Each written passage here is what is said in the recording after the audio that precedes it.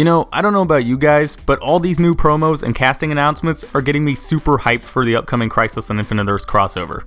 I mean, come on, we're probably going to be seeing that Flash panel at some point or another, Kevin Conroy's finally playing a live-action version of Batman, and a bunch of other DC shows and movies, old and new, are going to be making appearances throughout all 5 episodes. Speaking of, we'll even be seeing 2 fan-favorite versions of the Man of Steel joining up with the Earth 38 version we usually see in these things. Tom Welling's Clark Kent, last seen saving some people from a bomb in an elevator in the series finale of Smallville, and the original Christopher Reeve Superman, last seen in 2006's Superman Returns, as confirmed by Mark Guggenheim. Twice, actually. That's fucking awesome! 3 Supermen all flying around kicking ass together? So you know it's definitely gonna be a shame to see one of them die then, right? What the fuck? Seriously, a Superman dying in this year's crossover may be an old theory, but thanks to those new promos the CW recently released, I think we finally got confirmation that this might be happening. I mean, come on, one of the shots in one of the promos featured a Kryptonian cape waving in the breeze, looking almost exactly like the cover to 1993's Superman number 75. What else are we supposed to think? But the question is, who exactly does this cape belong to? Well, when you really stop and think about it, I think it seems obvious that it's his. Yep, believe it or not, but I'm pretty sure this year's crossover is going to feature the death of the Smallville version of Superman. How can we prove it? Well, as far as we know right now, there's only 4 Kryptonians this cape could belong to that are appearing in the Crisis. Earth 38 Superman and Supergirl, the Kingdom Come Superman, and the Smallville Superman. Now, it really should be obvious by this point, but we can already say from the get-go that this cape doesn't belong to either of the Earth 38 Kryptonians. Starting with Superman, even if he had an S-shield on his cape at some point, which if you go back through his earlier appearances in both Supergirl and Elseworlds, you can see he never did, that's still ignoring the fact that he's definitely getting a new spin-off show focusing on him and his new family, so we have a pretty good idea that he'll still be in one piece by the end of the crossover. And honestly, it's even easier to prove that this cape doesn't belong to his cousin. Even ignoring the different materials both capes are made out of, we can go back through pretty much every one of her appearances, even in the crossovers, and see that she's never had the S-shield on her cape either. But hey, she got a new costume in season 5, maybe she's got the emblem on her cape now. Well, let's see, let's just scroll through some of these episodes, and nope, turns out it's not her cape either. 2 down, 2 to go.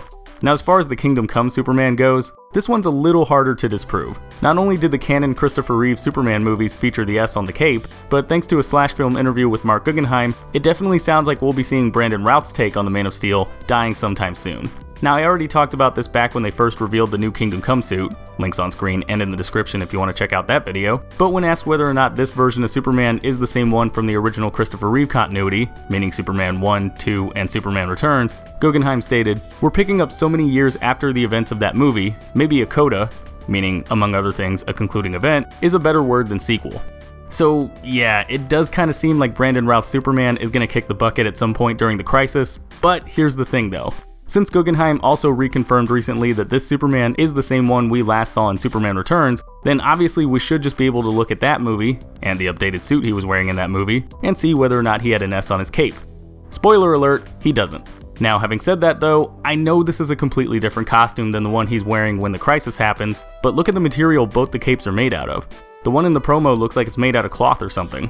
And sure, Christopher Reeve had a similar looking cloth cape when he was flying around back in the 70s and the 80s, but he ended up replacing it with a leathery one when he turned into Brandon Routh, a design choice he apparently kept when he made the transition to his Kingdom Come suit. Plus that S looks way different compared to the S the classic Supes is supposed to be rocking these days, so that cape is clearly not his. And if it's not his, and not his, or hers, then I guess it could only belong to one other Kryptonian, right?